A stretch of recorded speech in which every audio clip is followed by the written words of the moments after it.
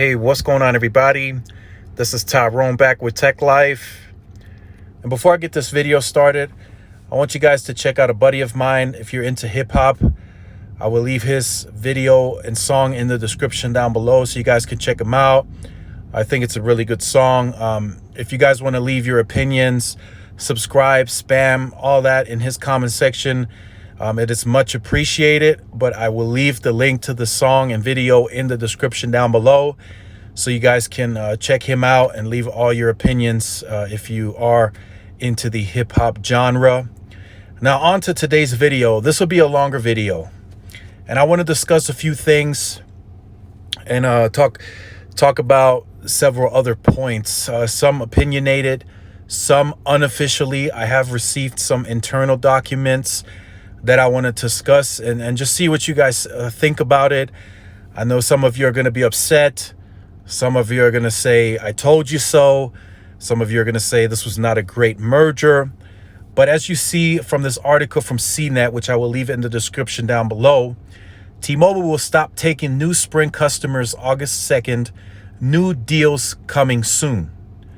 Now, what does this mean? I've stated in another video that new plans are inbound. Again, take it with a grain of salt. It is unofficially, like I said, I've received internal documents, but nothing is official until it's publicly announced.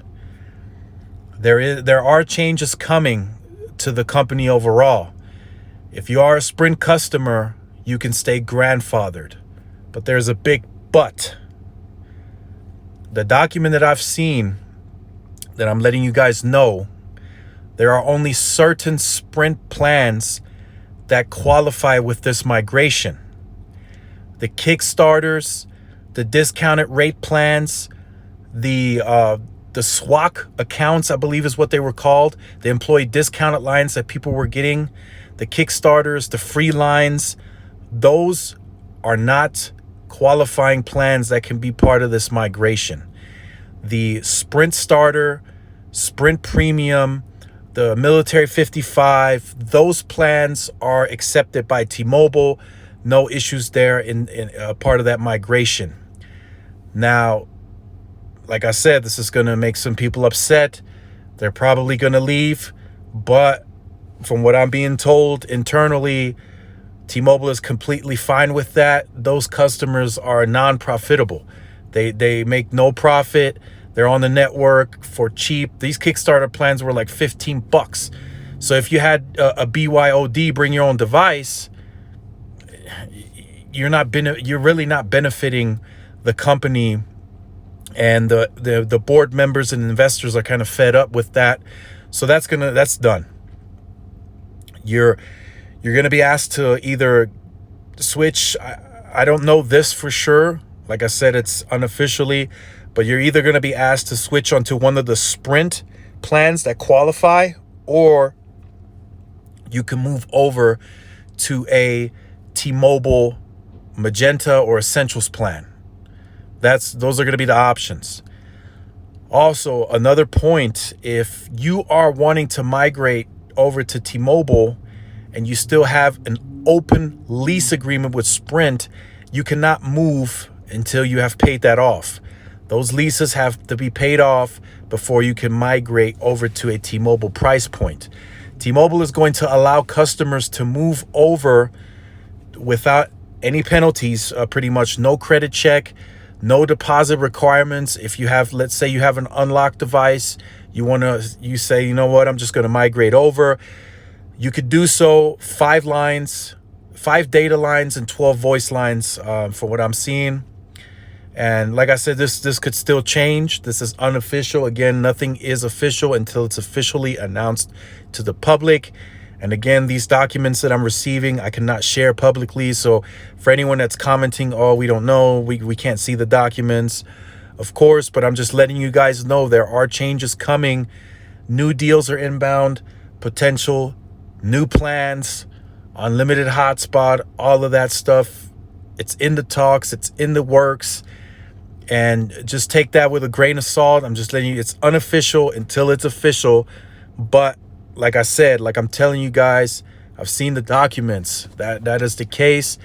That is something that I was talking about in the videos that I was making during the whole trial of the merger, that how could T-Mobile possibly allow all of these cheaper 5 lines, 100 Kickstarter plans, the discounted rates for employee discounts. How could they possibly allow that to be a part of T-Mobile? So they got to cut that out. They want everybody that's on those plans to migrate over to T-Mobile Essentials or T-Mobile Magenta. And in the document, it also states that their plans still have the better value proposition over the Sprint plans. Now, of course, that's up for debate. That's kind of an opinion. Some people like Hulu, Amazon Prime, all of those perks. But again, T-Mobile taxes and fees, if that's still going to stick around. But according to, like I said, according to documents, that's going away at the end of this year as well, the taxes and fees, which is understandable. You're incorporating a bunch of new customers from all over the U.S. Again, taxes vary per different state. Like taxes here in Texas may not be as much as in New York City and vice versa. So just, again, take all of this with a grain of salt. But I'm giving you guys a heads up, making you aware that this is really happening, and it's coming pretty quickly. It's coming fast. August 2nd. They're not playing around. They're not joking around.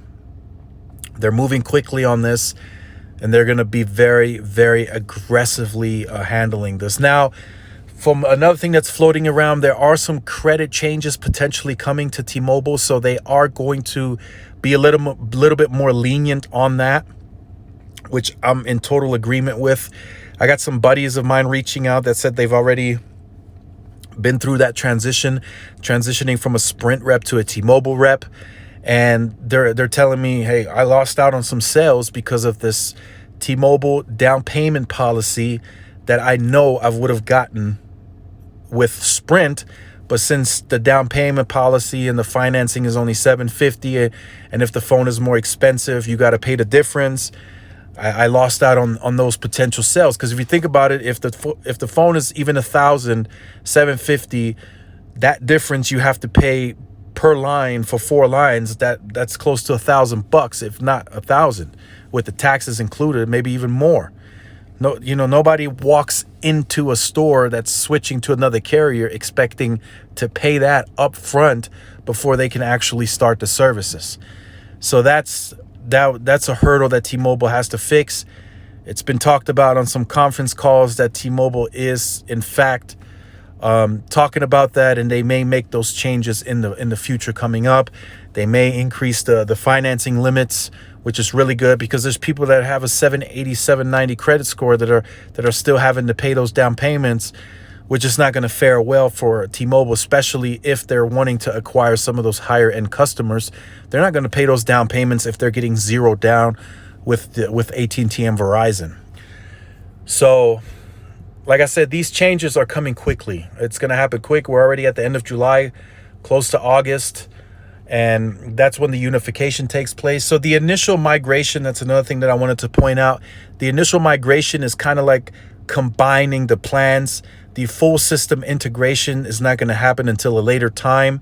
But now they are going to allow you to kind of not migrate, but combine your Sprint plan with the T-Mobile billing. So your tenure with Sprint, all of that is going to show up on the T-Mobile system, but you're still going to be under that Sprint plan if you so choose to keep that plan. So, you can keep the same perks, anything like that. But the second you want to make any little change, add a new line, upgrade, you could be subject to having to move over to T-Mobile to finance and get a leasing under their billing. That's going to be the case. T-Mobile is just not going to run 2 separate billing systems. They're going to keep it around for the time being while the Sprint customer is grandfathered in to that plan. But the second any changes are up and coming, any lines being added, any upgrades after the Sprint leasing has been paid off, you could be subject to having to get onto a Magenta Plus plan and get it financed under the T-Mobile brand, which, that's just going to be the case right now. Apparently also the Sprint stores are still going to be separate from T-Mobile. So if you go into a Sprint store expecting anything T-Mobile related, they're gonna redirect you on the store locator on the internet, and you're gonna have to look for a T-Mobile store. So those are still gonna be kept separate. So the Sprint brand is gonna be around for a little longer, it seems. So if you walk into a Sprint store, you could still sign up for a Sprint plan for now. Any of the acceptable plans. So the Kickstarters are going to go away. The employee discounts, all of those codes are going to be removed from the sales reps, and they can only sell the acceptable Sprint plans that T-Mobile is willing to accept. So that's still going to remain separate for the time being. How long that still will remain, who knows? But if you want to get that premium Sprint plan, make sure to get it ASAP, because it's going away pretty soon. But for now, it's still going to stick around for the time being. One person told me that they're kind of disappointed that that's still going to be the case. The merger happened in April, and they should have had all those details ironed out, but I guess they couldn't. So they're still going to be running the stores kind of separately. But like I said, if you want to migrate, you're going to be able under that system. But if you still want to take part in the Sprint company, you could do so. Also, if you are wanting to migrate to the T-Mobile side as a Sprint customer, you have to be in a T-Mobile good coverage area. If you're in an area and you're wanting to migrate and T-Mobile has no service there, you are going to remain on the Sprint side. The T-Mobile reps, they won't have any access or anything to make that happen, because the system is going to block it out, because the system is going to see that there is no T-Mobile native coverage in that specific area. So again, I just wanted to share this with you guys tonight. Like I said, this is all unofficial. I've seen the documents, so take it with a grain of salt, but it's not official until it hits public, which is going to be in the coming weeks. And when it does become official, I will make another follow-up, and then we can kind of see, okay, this is all accurate, or they made some additional changes in the in that time frame. But just giving you guys a heads up that this is coming.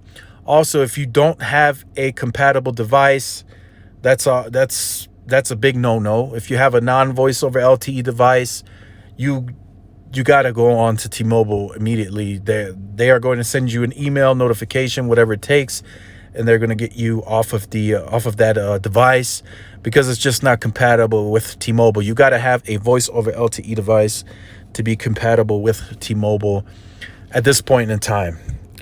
So again, stay tuned to the channel. Just wanted to make this video. Make sure you guys check out the link of my friend and his song. If you have been on the channel, you can go ahead and end this video now. Like I said, it was a little longer video. And if you are new, make sure you like, share, subscribe. Also hit the notification bell so you are notified when I upload the content as a new subscriber. Make sure in your settings you do enable push notifications, so YouTube is able to push out the notifications to your device. Also follow my Twitter. It will be in the description down below. I do post the videos on there as well, so make sure you push notifications on both platforms so you have access to the content on two platforms. And this is Tyrone with Tech Life, and I will see you guys in the next video. Peace.